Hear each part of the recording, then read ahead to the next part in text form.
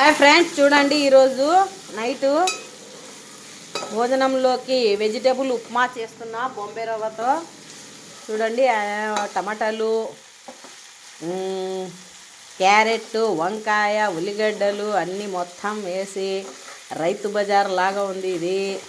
ఇంతకు ఉప్మా కాదమ్మా, అది చెప్మా అవుతుంది అన్నట్టు గరికపాటి వారు చెప్పినట్లు. చూడండి అంతా తాలింపు కోసం అన్నీ వేసినాను. వాటర్ వేసేసినాను దీంట్లోకి. ఇప్పుడు బాగా వాటరు బాయిల్ అయిన తర్వాత రవ్వ వేసేస్తాను.